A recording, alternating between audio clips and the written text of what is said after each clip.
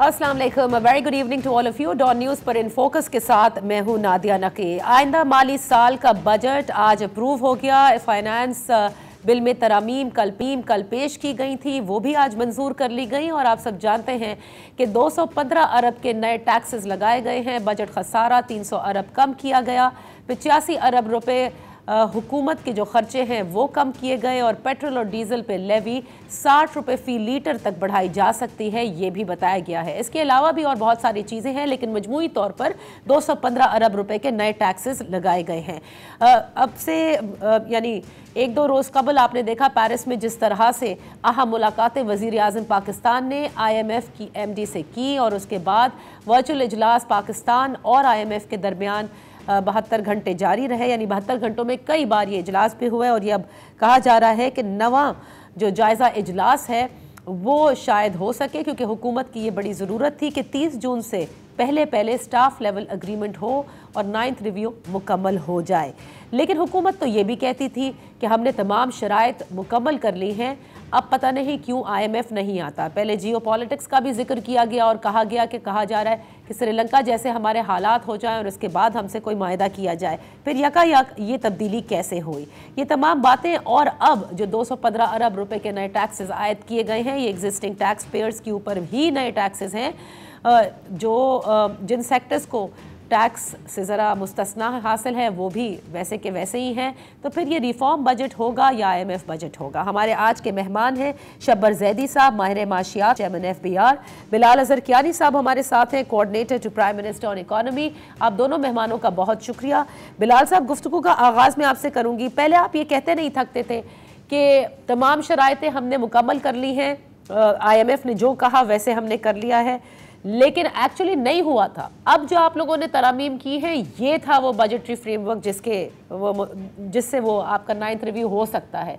क्योंकि बजट में जो कुछ एमनेस्टी के ज़ुमरे में ही आता है, जो रेमिटेंसेस के हवाले से था, आई थिंक अब वो तो शामिल है नहीं इसके अंदर। जी बिस्मिल्लाहिर्रहमानिर्रहीम। नादिया साहिब, बहुत शुक्रिया जी अपने शो में दावत देने का। देखिए, बात अभी भी हम उस बात पे कायम हैं कि 9th रिव्यू की जो कंडीशंस थी वो हमने मुकम्मल कर ली थी। और टेक्निकली जो मौजूदा बजट है वो 9th रिव्यू की डिस्कशंस का हिस्सा नहीं बनता, क्योंकि 9th रिव्यू का एक अपना एम्बेट होता है, एक अपने प्रायर एक्शंस थे, वो कंडीशंस थी, वो हम समझते हैं हमने फरवरी तक लेटेस्ट हमने मुकम्मल कर ली थी। मगर in the interest of completing this 9th review, आपने देखा कि जब ये 9th रिव्यू की डिस्कशंस अभी भी जारी थी जून के स्टार्ट में, तो बजट प्रेजेंट किया गया 9 जून को। उस टाइम पे IMF ने बजट के नंबर्स मांगे कि शेयर किए जाएं, तो हमने शेयर कर लिए थे। हालांकि उस टाइम तक 9th रिव्यू की डिस्कशंस का हिस्सा फॉर्मली बजट नहीं बनाया गया था, और ना ही वो बनता है, क्योंकि उसका एक, जैसे कि मैंने कहा, टाइम विंडो पिछली थी। मगर जब अब वज़ीर आज़म साहब की भी पेरिस में जो वो फाइनेंस कॉन्फ्रेंस, वो जो न्यू फाइनेंशियल इनिशिएटिव्स की एक कॉन्फ्रेंस हुई है, मूट हुआ है इधर पेरिस में, उसकी साइडलाइंस पे उनकी MD IMF के साथ 3 मीटिंग्स हुई। तो वहाँ पे भी यही एफर्ट की गई दोनों साइड्स की तरफ से कि हम 9th रिव्यू को मुकम्मल करें। तो उसमें जब IMF ने अब उन बजट नंबर्स को देख के जो तजावीज़ दी हैं या उसमें जो उनके सवालात थे उनको एड्रेस करने के लिए फिर भी हुकूमत ने एफर्ट की कि क्योंकि हम चाहते हैं कि 9th रिव्यू मुकम्मल हो, तो हम बजट को भी इस डिस्कशन का हिस्सा बना लें। मगर मैं ये फिर से वाज़ेह करना चाहूँगा कि हम अभी भी समझते हैं कि लेकिन बिलाल साहब, एक मिनट, बजट से पहले आपको याद होगा वज़ीर आज़म ने कहा था कि वफाकी वज़ीर ख़जाना साहब को और अपनी जो पूरी मुआशी टीम है उनको कहा है कि IMF के साथ मिल कर के बजटरी फ्रेमवर्क जो है वो तरतीब दिया जाए। मतलब कोई बहुत ही ओवर एम्बिशियस इलेक्शन बजट नहीं हो सकता, it has to be according to the framework of IMF। याद कीजिए आप। जी, मगर आप ये देखिए कि अभी भी हमने जब IMF ने बजट के नंबर्स मांगे थे तो उनसे शेयर कर लिए थे। ठीक है। IMF ने बजट नंबर्स रिव्यू करने के बाद उस पर जो सवालात उठाए हैं, जो क्वेश्चंस रेज किए हैं, उसी के नतीजे में उसी को आगे लेके चल के हमने IMF के साथ एक डायलॉग जारी रखा है। जो प्राइम मिनिस्टर साहब की MD IMF के साथ 3 मीटिंग्स पेरिस में हुई हैं, उसके बाद मजीद इसमें तेज़ी आ गई है। सही। दोनों साइड से जो टीम्स हैं वो वर्चुअली अराउंड द क्लॉक काम कर रही हैं। Okay. मगर इसमें मैं ज़रा ये बात आपको वाज़ेह करना चाहूँगा कि देखिए, जो अभी हमारे टैक्स टारगेट्स में चेंजेस आए हैं या हमारे जो एक्सपेंडिचर में कमी हमने की है, ओवरऑल अगर आप देखें तो इन डिस्कशंस के नतीजे में भी जो बजट के साथ चेंजेस की गई हैं वो इतनी सिग्निफिकेंट नहीं है। देखिए जो ओवरऑल हुजम है बजट का, उसमें अगर आप देखें तो कोई ऐसी चीज़ आईएमएफ की तरफ से सिग्निफिकेंट नहीं हुई कि बजट सिग्निफिकेंटली ऑल्टर कर लिया गया हो, मगर in the interest of concluding the 9th review जो चेंजेस हमने उनसे एग्री किए हैं वो फाइनेंस बिल में इनकॉर्पोरेट किए। अच्छा, 215 अरब रुपए के नए टैक्सेस, क्या ये कोई बहुत ज्यादा मायने नहीं रखते शब्बर साहब? क्योंकि ये तो एग्जिस्टिंग टैक्स पेयर जो ऑलरेडी टैक्स पे कर रहे हैं, उन्हीं पर जो है वो और बोझ लाद दिया है। देखिए बात ये है कि जो आपका टोटल टारगेट है 9,200 का, उसके अंदर 215 बिलियन रुपीस के टैक्सेस की कोई खास अहमियत नहीं है और इसका कोई बहुत बड़ा इफेक्ट नहीं होगा। बस ये कि जो ऑलरेडी टैक्स अमाउंट था, जैसे सैलरी वाले हैं उनका टैक्स 2.5% बढ़ा दिया गया, मैं समझता हूँ उसकी ज़रूरत नहीं थी, मगर ओवरऑल टर्म में ये कोई बहुत सिग्निफिकेंट टैक्सेशन नहीं है। 215 कोई बड़ी अमाउंट नहीं है in the context of 9,200 rupees. Okay, अच्छा, और शब्बर साहब अब आप समझते हैं कि अब वो तमाम तर जो स्टेप्स लेने थे, जैसे बिलाल अजहर कियानी साहब कह रहे हैं कि अब जो 9th रिव्यू है वो मुकम्मल हो जाएगा और आईएमएफ के साथ स्टाफ लेवल एग्रीमेंट हो जाएगी पाकिस्तान की? देखिए बात ये है कि जो आईएमएफ का, जहाँ तक मेरी इंफॉर्मेशन है, जब ये बजट प्रेजेंट किया गया था तो उनका जो दो बुनियादी एतराज़ात थे, वो एक ये था कि जो इन्होंने एमनेस्टी की स्कीम को एक्सटेंड किया था, उसको उन्होंने कहा था कि इसको रिवर्स करें। दूसरा उन्होंने ये कहा था कि आपका टारगेट 9,200 जो है वो कम है, वो उसको बढ़ाएं। मगर मैं नादिया एक बात मैं आपको भी कहना चाहता हूँ और पाकिस्तान के तमाम लोगों को कहना चाहता हूँ और बिलाल साहब को भी कहना चाहता हूँ कि हम ये समझ रहे हैं और हमारे दिमागों में ये बात बैठ गई है कि अगर हम आईएमएफ का प्रोग्राम पे चले जाएंगे या आईएमएफ आ जाएगा तो पाकिस्तान के माशी मसाइल हल हो जाएंगे। राइट। ये मेरे हिसाब से बिल्कुल गलत प्रिजम्पशन है और इसका कोई ताल्लुक किसी पर्टिकुलर गवर्नमेंट के साथ नहीं है। जब मैं बात करता हूं तो लोग इसको समझते हैं कि मैं किसी गवर्नमेंट पे क्रिटिसाइज कर रहा हूं। मैं बड़ी वाज़े अल्फाज में ये कहना चाहता हूं कि जो मुझे पाकिस्तान के माशी हालात नज़र आ रहे हैं, इसमें आईएमएफ अगर आ भी जाता है और उसके बावजूद भी अगर हम अपनी डेट की रीप्रोफाइलिंग नहीं करा पाते और अगर हम अपने चीज़ों को बैलेंस नहीं कर पाते तो पाकिस्तान आइंदा दिनों में शदीद माली मुश्किलात का शिकार रहेगा। अच्छा। इसका ताल्लुक किसी पर्टिकुलर गवर्नमेंट के साथ नहीं है। ये जो पूरा स्ट्रक्चर जिसके तहत ये काम हो रहा है, ये देखिए ना, ये कोई गवर्नमेंट तो नहीं हुआ है ना कि आप 25 तारीख को आके बजट के अंदर फंडामेंटल तब्दीली कर देते हैं, ये बात कह के कि हम आईएमएफ के साथ जा रहे हैं। ठीक है, कर दिया, कोई हर्ज नहीं, मुझे कोई कंसर्न नहीं है। मगर मैं जो आपको समझा रहा हूँ वो ये है कि आईएमएफ का आना जरूरी है। हाँ। मगर आईएमएफ पाकिस्तान को मुश्किलात से नहीं बचा सकेगा अगर हमने डेट की रीफाइलिंग नहीं की और हमने ये एक्नॉलेज नहीं किया कि हमें डेट की रीफाइलिंग की जरूरत है। अच्छा, तो अब ये डार साहब ने सुन ले और आगे डार साहब ने पब्लिकली एक्नॉलेज किया कि हमें डेट की रीफाइलिंग की जरूरत है। अच्छा ही बात की, उन्होंने बिल्कुल मुनासिब बात की। मगर हमारे स्टेट बैंक गवर्नर साहब अगले दिन आ गए, उन्होंने टीवी पे कहा कि हमारी कोई रीफाइलिंग की बात नहीं हो रही। तो पहले तो मेरा ये ख्याल है कि पहले थोड़ा सा बैलेंस करें और अपने गवर्नर स्टेट बैंक को समझाएं कि वो अगर बात करते हैं तो ये देख के करें कि पाकिस्तान की ज़रूरियात क्या हैं। तो इस वक्त ये irrespective of the government Pakistan की डेट रीस्ट्रक्चरिंग आपने कहा कि वो बहुत इंपॉर्टेंट है। शब्बर ज़ैदी साहब, यहाँ पर एक ब्रेक का वक्त हुआ है, ब्रेक के बाद गुफ्तगू का आगाज करेंगे यहीं से। Welcome back. इन फोकस हैं शब्बर ज़ैदी साहब और बिलाल अजहर कियानी साहब, coordinator to PM on economy. तो बिलाल साहब, आप मुझे बताइएगा, क्योंकि डार साहब ने बिल्कुल सही कह रहे हैं, शब्बर साहब पोस्ट बजट कॉन्फ्रेंस के अंदर ये बात कही थी। सो क्या ये अभी भी ऑन द कार्ड्स है या नहीं? जी देखिए, जो शब्बर साहब ने बातें की ना जी, दे आर वेरी सिग्निफिकेंट और ये एक डिस्कशन है ये जो हमें नेशनल लेवल पे रेगुलरली करनी चाहिए। देखिए, मेरा नहीं ख्याल, और शब्बर साहब ने क्योंकि ये बात की तो मैं इसलिए इसकी मामूली सी दुरुस्तगी करना ज़रूरी समझ रहा हूँ। मेरा नहीं ख्याल हम में से कोई ये समझता है कि IMF के आने से मसाइल हल हो जाएंगे।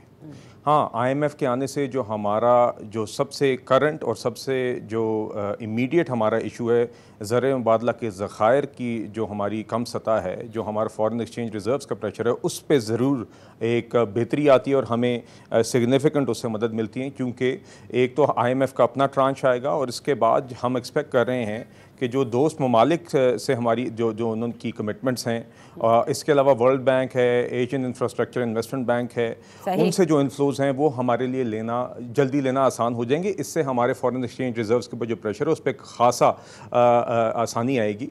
और दूसरा आपने देखा, मगर साथ ही साथ मैं ये बात समझता हूँ और हमारी हुकूमत भी ये समझती है कि सिर्फ IMF के प्रोग्राम में होना या ज़र मुबादला के ज़खायर 3-4 अरब बढ़ा देना काफ़ी नहीं है। ये तो एक इमरजेंसी से निकलना या एक फायर फाइटिंग के अमल से निकलने का काम होता है। हमारी मईशत के अंदर जो स्ट्रक्चरल मसाइल हैं उनको हमें एड्रेस करना होगा। कुछ ऐसे मसाइल हैं जो काफ़ी दिहाइयों से चल रहे हैं, हमें वो एड्रेस करने होंगे। साथ ही साथ हमें वो इक़दाम उठाने होंगे कि हमारा करंट अकाउंट डेफिसिट बेहतर हो, हमारी एक्सपोर्ट्स बढ़ें। हमने देखा है अभी कि करंट अकाउंट डेफिसिट रवा माली साल में 80% से ज़ायद कम हुआ है, 15 अरब डॉलर से 3 अरब डॉलर तक आ गया, बल्कि 3 अरब डॉलर से भी कम है, 2.94 बिलियन डॉलर से।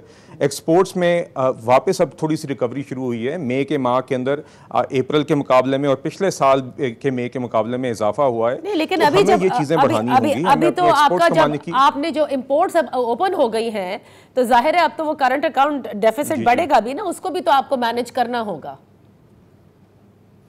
जी, अभी हमारा करंट अकाउंट सरप्लस चल रहा है जी। तो हमने अभी लास्ट भी जो हमारा सरप्लस आया तकरीबन कोई 255 मिलियन डॉलर का आया जी, मेरे ख्याल से जो लास्ट हमारा आया है जी।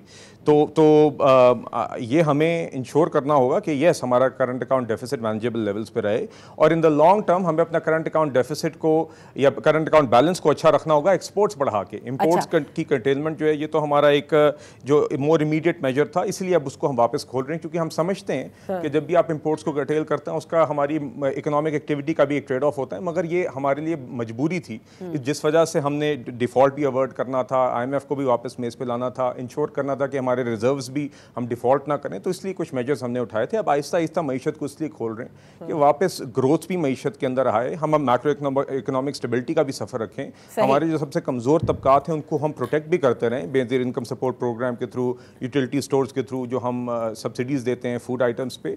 तो हमें ये सारी चीज़ें बैलेंस करके चलना होगा। और मैं इत्तफाक करता हूँ शबर जैदी साहब की इस बात से कि IMF का प्रोग्राम के अंदर भी सिर्फ अकेले होना इज़ नॉट सफिशिएंट। और एक और बात मैं ये ज़रूर कहना चाहूँगा कि देखिए, IMF के प्रोग्राम के अंदर भी काफ़ी चीज़ें हम ऐसी एग्री करते हैं जो हमारे ही अपने रिफॉर्म से रिलेटेड होती हैं, जो हमारी मईशत की रिफॉर्म्स की ज़रूरत होती हैं। हाँ, कुछ जगहों पर हम समझते हैं कि कुछ चीज़ें IMF चाहता है जो हम समझते हैं मोर इमीडिएटली नहीं ज़रूरत होती। मिसाल के तौर पे जो हमारा टैक्स टारगेट था, हमारा ख्याल था कि 9200 बिलियन वो सफिशिएंट, उन्होंने क्योंकि इसरार किया तो 9415 लेकिन इन सारी चीज़ों ठीक है, लेकिन जिस चले अब आज तो बजट पास हो गया, लेकिन बिलाल साहब जिस हिसाब से IMF के हवाले से भी बयानबाजी चलती रही हुकूमत की, एक अनसर्टनिटी की सिचुएशन रहती है। हमने जब करना यही था कि हमने बिलाखिर चेंजेस करके करने थे, तो मेरे ख्याल से पहले कर देने चाहिए थे, लेकिन अब आ जाते हैं चेंजेस। नहीं देखिए, नहीं नादिया साहब, this point is very important. देखिए, बजट जब ज़ेर बहस आया तो बजट हमने डिस्कस किया। कोई भी अभी भी I will categorically state this कि 9th रिव्यू के से रिलेटेड कोई भी ऐसी कंडीशन नहीं थी जो हम समझते हैं हमने नहीं मीट की हुई थी फरवरी के बाद। अच्छा, ओके। तो जब बजट के नंबर शेयर हो गए, जब उनकी तरफ से सवालात आ गए, तो हम उन्हें उसको भी डिस्कशन का उनके कहने पे हिस्सा बना के we have worked with them, both sides are working together, there is an intention from both sides कि हम ये 9th रिव्यू मुकम्मल करें। मगर जब ये बजट डिस्कशन में आया, उन्होंने जब नंबर्स मांगे हमने शेयर किए, जब उनकी तरफ से सवालात आए हमने उनको एड्रेस किया, जब उनकी तरफ से तजावीज़ आई हैं तो हमने उनके साथ मिलकर उनको इनकॉर्पोरेट कर लिया। अब आ जाते हैं जरा दो चीजें जो कि बहुत इंपॉर्टेंट है। शब्बर साहब, आम फहम जबान में देखिए, आप लोग सब नंबर्स बता सकते हैं, खसारा बढ़ रहा है, कम हो रहा है, रिजर्व्स हमारे डिप्लीट हो रहे हैं, क्योंकि आप लोग माहिर माशियात हैं। लेकिन पाकिस्तान का आम शख्स, हर कोई बिस्प में नहीं रजिस्टर है, हर कोई टारगेटेड सब्सिडी एक्सेस नहीं कर सकता, हर कोई यूटिलिटी स्टोर्स आपके ऐसे नहीं है कि सब लोग जा सके। ओवरऑल जो महंगाई है, ओवरऑल जिस तरह से पाकिस्तान की अवाम पिस रहे हैं, नहीं समझ में आता कि इस चीज को आप कैसे बेहतर करेंगे। देखिए नादिया, में आप मेरी पहले वाले स्टेटमेंट को दोबारा रिलेट करें। मैं यही तो बात कर रहा था। मुझे IMF का पता है कि IMF क्या होता है, कैसे आएगा, क्या बनेगा, करंट अकाउंट रिजर्व कैसे आएगा, डिफॉल्ट होगा, डिफॉल्ट नहीं होगा, सही। ये सारी चीजें एक आम आदमी के लिए रेलेवेंट तो हैं, मगर उनको समझ नहीं आती, ना वो इसका कोई कर सकते हैं। मैं आपको सिर्फ ये कहना चाहता हूँ कि पाकिस्तान की मईशत, मुझे मैं फिर दोबारा कह रहा हूँ, ये मैं किसी सियासी रेस्पेक्ट से बात नहीं कर रहा, मुझे अगले साल 2 साल में आम आदमी को किसी किस्म का रिलीफ मिलता हुआ या कोई अच्छे हालात होते हुए नजर नहीं आ रहे। अच्छा। मैं फिर दोबारा रिपीट करूंगा, ये सियासी बात नहीं है, ये रियलिटी है। और पाकिस्तान की मईशत तनज़्ज़ुली की तरफ जा रही है, क्योंकि हमारी बिकॉज ऑफ द जो स्ट्रिंजेंट हमारी पॉलिसीज हैं, राइटली सो, गलत नहीं है, उनकी वजह से हमारा जो श्रिंकेज हो रहा है। मैं पाकिस्तान की बहुत बड़ी बड़ी कंपनियों का डायरेक्टर हूँ, तो मैं उस कारोबार को बड़ी अच्छी तरह समझता हूँ कि हम कारोबार में कहाँ पे श्रिंक कर रहे हैं। तो पाकिस्तान के 24 करोड़ अवाम, 25 करोड़ अवाम के लिए कहना नहीं चाहिए, क्योंकि हम लोग जब कहते हैं तो लोगों का नेगेटिव इफेक्ट होता है इस बात का कि पाकिस्तान के अवाम के लिए, आम आदमी के लिए मईशत में अच्छे दिन नहीं हैं आगे। और के बात खत्म नहीं कर देनी चाहिए, अब बात इसके आगे ले जानी चाहिए कि इसको सही करने के लिए हमें क्या करना चाहिए। वो तो आप काफी अरसे से आप बड़े फैसलों का कह रहे हैं ना शब्बर साहब। मुझे अफसोस से कहना पड़ता है कि जो कुछ भी हम करते हैं वो इस्लामाबाद के कमरे के अंदर बंद करके करते हैं, असेंबली के कमरे के अंदर बंद करके करते हैं, जहां का माहौल बहुत अच्छा है। मैं पिछले तकरीबन 2 साल से मुस्तकिल ये बात कर रहा हूँ कि आप बिजली की बचत करें, बाजारों को बंद करें, दिन रात को बिजली नहीं खोलें। आज मैं पढ़ रहा था आपके अखबार में कि 30,000 मेगावाट की डिमांड आने वाली है बिकॉज ऑफ गर्मी, और हमारे पास 24,000 बनाने के पैसे नहीं हैं। मगर हमारी कौम, और मैं ये कहूँगा कि हमारे सियासतदानों की विल इस बात पे नहीं है कि हम बिजली की बचत करें। सही। तो अगर कौम की ये हालत है, या मैंने पहले भी कहा कि हमें ये फैसला करना चाहिए कि हम 4-5 दिन बड़ी गाड़ी सड़कों पे नहीं लाएंगे, इस तरह से हम बचत करेंगे पेट्रोल की, वो भी हम नहीं करते। तो या हम ये फैसला करें, ये छोटी मोटी बातें करना, यूटिलिटी स्टोर से चीजें आ जाएंगी। कभी आप डिमॉन्स्ट्रेट तो करें कि पाकिस्तान का जो मराज आपका तबका है, जो कि दुकानदार हैं, ये बेकार की बात है कि दुकानदार मराज तबका नहीं है, जो बड़ी बड़ी गाड़ियों वाले हैं, कभी उनको भी तो हाथ डाले ना। ये जो वजह की बातें शुरू की हुई है कि जी ये हो गया, मैं और आप भी बैठे गुफ्तगू करते रहते हैं सारा दिन कि जी ये IMF आ गया और IMF चला गया। और एग्जैक्टली शब्बर ज़ैदी साहब, यहाँ पर एक ब्रेक का वक्त हुआ है, ब्रेक के बाद गुफ्तगू का आगाज करेंगे यहीं से। Welcome back. इन फोकस है शब्बर ज़ैदी साहब और बिलाल अजहर कियानी साहब, coordinator to PM on economy. Bilal साहब देखें, मईशत के हवाले से जो एक्चुअल सख्त फैसले लेने हैं ताकि ये अवाम जो है वो भी बेहतर हो सके। आप दोनों ने कहा कि 215 अरब इनसिग्निफिकेंट है ओवरऑल अगर देखा जाए टैक्स की मद में, लेकिन सवाल ये है कि जिनको टैक्स नेट में लाना है उनको लाने के लिए कोई तैयार नहीं है, ऑलरेडी जिन पर बोझ है उनको बढ़ाने के लिए तैयार है। मार्केट्स में आप लोग बंद नहीं करवा सकते, बिजली की बचत नहीं हो सकती। आपको मुझसे ज़्यादा बेहतर पता है पूरे पाकिस्तान में लोड शेडिंग के क्या अहवाल हैं। ये जो सख्त फैसले हैं, ये एक्चुअल फैसले हैं ना जो आप लोगों ने लेने, और ऊपर से ऐसे पूरे माहौल के अंदर वो जो कानून पास हुआ सेनेट के चेयरमैन की मरात और तनख्वाह के हवाले से, उसने तो मतलब ये शो किया है बिलाल साहब कि हुकूमत और पार्लियामेंट में बैठे हुए लोग पाकिस्तान के अवाम के बारे में नहीं सोचते। जी देखिए, मैं सबसे पहले जो आपने सवाल किया इसका मैं आगाज़ ये सेनेट वाले बिल से ही करूँगा जी। I completely condemn this bill जी, और मेरी जहाँ तक इतला है जी, हमारी हुकूमत, हमारी जमात इंश्योर करवाएगी कि नेशनल असम्बली से ये बिल पास ना हो। ना ही ये होना चाहिए था, ना ही ये टेबल होना चाहिए था, ना ही ये सेनेट से पास होना चाहिए था। इससे ज़्यादा मैं कैटेगोरिकली इसको कंडेम कर नहीं सकता जी।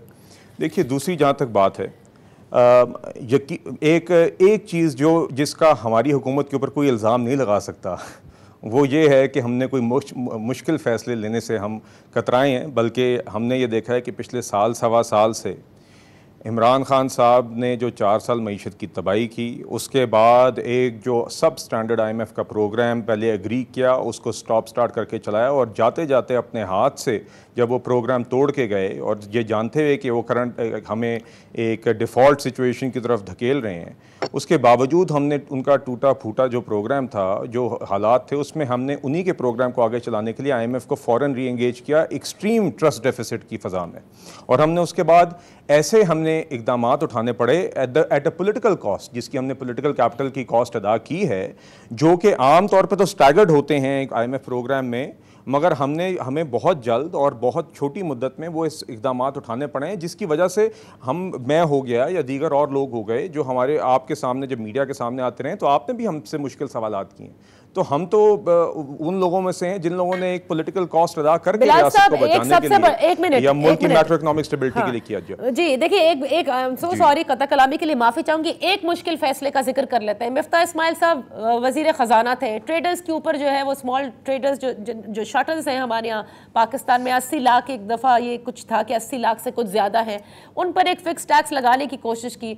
मरियम साहिबा जो आपकी चीफ ऑर्गेनाइजर हैं वो ट्वीट करके कहती हैं कि इसको वापस लिया जाए, वो वापस ले लिया जाता है। ये तो हाल है, कैसे ये इकोनॉमी डॉक्यूमेंट होगी, कैसे लोग टैक्स नेट के अंदर आएंगे? ये है सख्त फैसला, ये लीजिए।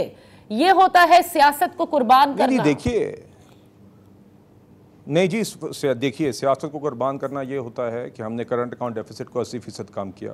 हमें जब नज़र आ रहा था कि पिछले साल जून के अंदर मुल्क डिफ़ॉल्ट कर जाएगा, एक मैथमेटिकल रियलिटी थी ये कोई हवा में बातें नहीं है, ये आपके सामने था कि आपके पास तकरीबन 9 अरब डॉलर के फॉरेन एक्सचेंज रिजर्व्स थे, आपका माहाना करंट अकाउंट डेफिसिट तकरीबन 1.5 अरब डॉलर का चल रहा था और आपकी कुछ एक्सटर्नल रीपेमेंट्स भी थी जो चंद माह में ड्यू थी। आपको नज़र आ रहा था कि अगले 2-3 माह के अंदर जब हमने हुकूमत संभाली थी, ये आप डिफ़ॉल्ट करने वाले हैं, अनलेस कोई इंटरवेंशन की, अनलेस हम IMF को वापस मेज़ पे लाएं, अनलेस हम इंपोर्ट करटेलमेंट करें, अनलेस हम करंट अकाउंट डेफिसिट को वापस लाएं। साथ ही साथ जो भी इन लोगों ने एक पॉपुलिस्ट सब्सिडीज़ दी हुई थी IMF का मुआहदा तोड़ के, हमने वो रिवर्स की, उसकी भी हमने एक कॉस्ट अदा की। देखिए उसके बाद मैं आपसे इत्तफाक करता हूँ इस बात पे कि हमें इन द मीडियम और लॉन्ग टर्म हमें अपना टैक्स नेट को बढ़ाने के लिए हमें इकदाम उठाने होंगे, हमें अपनी एक्सपोर्ट्स को बढ़ाने के लिए सख्त फैसले करने होंगे, हमें अपनी एक्सपोर्ट्स की बेस को डिवर्सिफाई करने के लिए फैसले करने होंगे, हमें अपनी स्टेट और एंटरप्राइजेस के रिफॉर्म्स करने होंगे। ये हम चाहते हैं और यही काम 2013 से 2017 तक हुआ था, जिसके बाद एक पॉलिटिकल एक्सपेरिमेंट के तहत जिसके नतीजे में रियासत के सारे पिलर्स को इस्तेमाल करके नवाज शरीफ साहब को हटाया गया कि यहाँ पे इस मुल्क में तरक्की क्यों हो रही है।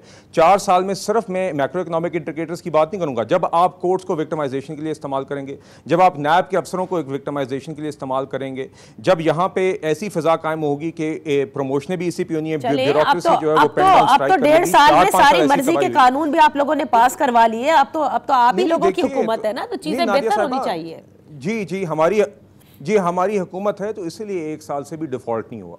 देखिए गुजारिश ये मैं हरगिज नहीं कहूंगा कि हालात बहुत अच्छे हो गए हैं, मगर हम एक फायर फाइटिंग मोड में रहे हैं। हाँ। अब हम देखिए, अब इस बजट के अंदर आपने देखा है कि अभी भी वजीर आजम साहब ने भी ये बात की है, बजट के अंदर भी हमारी तरजीह है कि हमने मैक्रो इकोनॉमिक स्टेबिलिटी का सफर भी जारी रखना है, मगर अब हमने ये इंपोर्ट्स खोली हैं, हम वापस GDP ग्रोथ थोड़ी इंजेक्ट करना चाहते हैं। आपने देखा, और मैं एक बात जरूर कहना चाहूंगा कि देखिए इस दफा बजट मेकिंग प्रोसेस में प्राइम मिनिस्टर साहब ने जो एक इंक्लूसिव अप्रोच रखी है कि वो इंडस्ट्रीज एक्सपर्ट से खुद मिले, आमतौर पर वजीर खजाना साहब के लेवल पे होता है, उनको इंकॉर्पोरेट उनसे इनपुट ली है। अब हमने सोलर के शोबे में, IT के शोबे में, ये बहुत अच्छी बात है। I'm so sorry, allow me, इस चादर को देखते हुए भी हम ये चीजें डाल रहे हैं। Bilal, allow me, I just have to take last comments from Shabbar Zaidi साहब। शब्बर साहब, आप चार्टर ऑफ इकोनॉमी का बहुत पहले से जिक्र करते आए हैं, इसकी अभी भी जरूरत है या ये जो SIFC बनाया गया है इकोनॉमिक रिवाइवल के लिए, ये काफी है? देखिए पहली बात तो नादिया ये है कि इनसे बात करने का फायदा नहीं है, क्योंकि इनके सिर्फ 38 दिन रह गए हैं इस वक्त। 38 दिन के बाद 12 अगस्त को इनकी गवर्नमेंट चली जाएगी, तो ये हिस्ट्री हो जाएंगे as far as this term is concern, कि जो भी होगा वो अब जो भी आएगा हो सकता है ये वापस आ जाए, क्योंकि ये सिर्फ 38 डेज की गवर्नमेंट रह गई है अगर आपने आइन के तहत चलना है तो अब उसके बाद जो भी इन्होंने अच्छा किया बुरा किया वो तो उसका फैसला तारीख कि क्या किसने क्या गलत किया और किसने क्या सही किया। चार्टर ऑफ इकोनॉमी के बारे में अब तो हर पान वाला भी गुफ्तगू करने लगा है। तो और मैंने कल भी परसों ट्वीट किया था कि ये टर्म मैंने 1988 में कराची के अंदर ICMA के सेमिनार में कॉइन की थी। अब हर पान वाला भी कहता है कि चार्टर ऑफ इकोनॉमी कर दो, उसको वाले भी पता नहीं होता कि चार्टर ऑफ इकोनॉमी का मतलब क्या होता है। कोई 3-4 हफ्ते पहले उसमें मैं 2002 से लेकर 2020 तक की गवर्नमेंट तो थी, उन्हें कंपेयर किया था पाकिस्तान के हालात को इंडिया के हालात से। जी हमारी बेट ये है कि हम कंपेयर करते हैं एक दूसरे की गवर्नमेंट से। मैंने 2002 से लेकर 2020 तक की गवर्नमेंट को कंपेयर किया था इंडिया के साथ, और मैं आपको क्लैरिफाई कर दूं मैंने ये पीरियड क्यों लिया था। 2002 से लेकर 2008 तक गवर्नमेंट थी मिलिट्री की, मुशर्रफ साहब की। सही। 2008 से 2013 तक गवर्नमेंट थी पीपल्स पार्टी की। 2002 से 2013 से लेकर 2018 तक गवर्नमेंट थी पाकिस्तान मुस्लिम लीग जी, मुशर्रफ शरीफ, और 2018 से 2021 तक गवर्नमेंट थी PTI की। अगर आप इन 20 सालों को तब कंपेयर करें, आप 2002 का पाकिस्तान ले लें और 2020 का पाकिस्तान ले लें और मेरा वो आर्टिकल पढ़ लें। हम चारों ने मिलके, मिलिट्री, PPP, PMLN और PTI, चारों ने मिलके पाकिस्तान को तबाह कर दिया है। ये मेरी एनालिसिस है, आप पढ़ लीजिएगा, और किसी की पॉलिसी में एक पैसे का फर्क नहीं है। ये जो स्टेट एंटरप्राइज की बात कर रहे हैं, मुझे ये पूछें कि स्टील मिल, चले जी PTI वाले तो बहुत खराब थे, पीपल्स पार्टी और PMLN की गवर्नमेंट 2008 से लेकर 2018 तक रही। 10 साल उसमें प्राइवेटाइजेशन क्यों नहीं हुई? PIA क्यों नहीं बिकी? देखिए, ये कहना तो बड़ा आसान है, ये सब एक ही थाली में खाते पीते हैं, ये सब एक ही चीज है, इनमें कोई फर्क नहीं है। और इसमें मिलिट्री गवर्नमेंट भी शामिल है 2003 से लेकर 2008 तक। प्रॉब्लम नादिया आपका ये है, और आपका भी और सारे लोगों का, कि आप कंपेयर करते हैं एक गवर्नमेंट को दूसरी गवर्नमेंट से। खुदा का वास्ता कंपेयर करें इंडिया के साथ। Thank you so much Shabbar Zaidi साहब और बिलाल अजहर कियानी साहब। यहाँ पर एक छोटी सी ब्रेक का वक्त, ब्रेक के बाद हमारे साथ होंगे doctor Hafeez Pasha. Welcome back. In focus है डॉक्टर हफीज पाशा साहब, फॉर्मर फाइनेंस मिनिस्टर, माहिर माशियात भी हैं। इनसे जानेंगे कि ये जो फाइनेंस बिल में तरामीम कल पेश की गई और आज वफाकी बजट अगले माली साल के लिए मंजूर कर लिया गया है, उससे बहुत सारी चीज़ें अब तब्दील भी होंगी। क्या वो पाकिस्तान की मईशत के लिए बेहतर साबित होगा? क्या अब हम इसे ये कह सकते हैं कि ये वाकई इकोनॉमिक रिवाइवल के लिए या इकोनॉमिक रिफॉर्म का बजट है, या फिर ये महज वो बजट है कि जिससे IMF का नवा जो जायज़ा इजलास है, जिसकी बड़ी सख्त ज़रूरत है और 30 जून से पहले हुकूमत वक्त चाहती है कि मुकम्मल कर लिया जाए, ये सिर्फ वो तरामीम है। Thank you so much for joining us doctor साहब। डॉक्टर साहब, ये बताइएगा कि जो तरामीम आपने देखी फाइनेंस बिल में की गई, आप ये समझते हैं कि ये इकोनॉमिक रिफॉर्म के लिए की तरफ वाला बजट है, या this budgetary framework is only the one that has to be in line with the IMF? बिस्मिल्लाहिर्रहमानिर्रहीम। देखिए, बजट में जो मुख्तलिफ चीज़ें अब लाई गई हैं, एक तो उसमें तकरीबन 200 अरब का एडिशनल टैक्स प्रपोजल्स लाए गए हैं ताकि रेवेन्यू एक्स्ट्रा जनरेट हो जी। दूसरी तरफ कुछ खर्चों में कमी लाई गई है तकरीबन 80 अरब के, तो ये मिल मिला के तकरीबन 300 अरब बनता है। और मेरे ख्याल से कुछ और चीज़ें ऐसी हैं जो वाज़ेह होंगी जब हमें अमेंडेड फाइनेंस बिल नज़र आएगा। राइट। बात यह है कि पाकिस्तान का जो बजट पहले पेश किया गया था 9 जून को, तो उस पर हम सब ने कहा था कि ये ज़रा अनरियलिस्टिक है और इसमें कोशिश ज़्यादा की जानी चाहिए थी कि प्रोग्रेसिव टैक्सेशन हो और रिलीफ ज़्यादा दिया जाए टारगेटेड, और उसमें भी थोड़ा सा इजाफा किया गया है। आपने बेनज़ीर इनकम सपोर्ट प्रोग्राम के लिए तकरीबन 16 अरब रुपए और अब वो 466 तक पहुंच गया है बिलियन जी। बिल्कुल, जो एक सिग्निफिकेंट इजाफा है। तो बजट में हम समझते हैं कि IMF कहने से या उसके बावजूद जो इजाफा हुआ है बजट में पिछले 1-2 दिन में, वो मुनासिब है। और अब जरा बजट में बैलेंस हमें कुछ जरा ज्यादा नजर आ रहा है। अच्छा। बस हम सबकी दुआ है कि आने वाले साल में बजट के जो टारगेट्स हैं वो हुकूमत मीट कर पाएगी। अच्छा डॉक्टर साहब, आपको लगता है कि इस तमाम चेंजेस के बाद अब जो नवा जायज़ा इजलास जिसकी सख्त ज़रूरत है, और वज़ीर आज़म पाकिस्तान ने 3 मरतबा मुलाकातें भी की MD IMF से, और उसके बाद जो वो वर्चुअल इजलास पिछले 72 घंटों के अंदर होते रहे थे, अब वो वाकई we are gonna be entering the staff level agreement? मेरे ख्याल से इंशाअल्लाह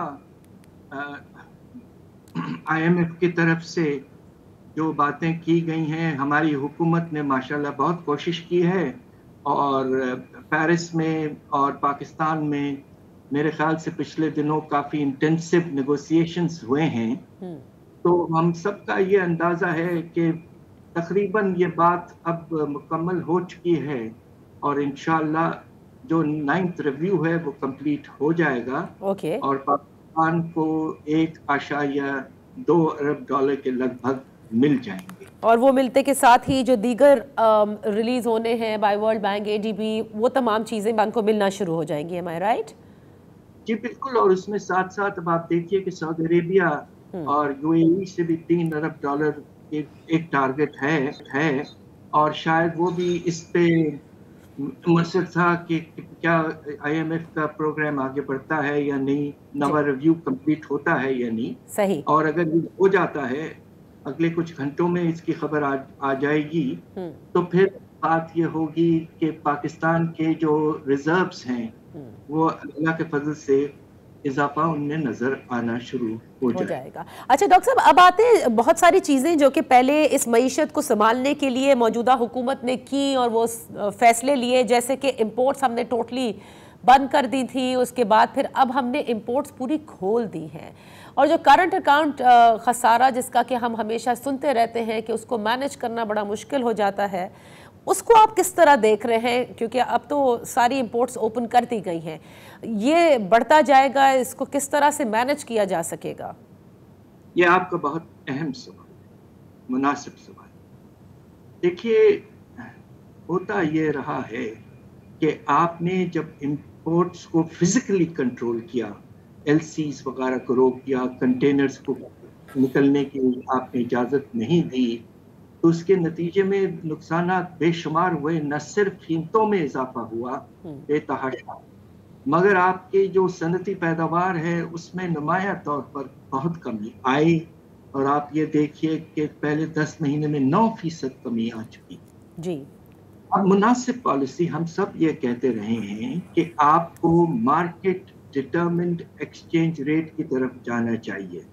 तो अगर हुकूमत ने दरामदात को खोले हैं, यानी कि स्टेट बैंक ने खोले हैं, तो ये उसी वक्त चल सकेगा जब आप एक्सचेंज रेट को इस्तेमाल करेंगे और प्राइस मैकेनिज्म को इस्तेमाल करेंगे टू रेगुलेट इंपोर्ट्स।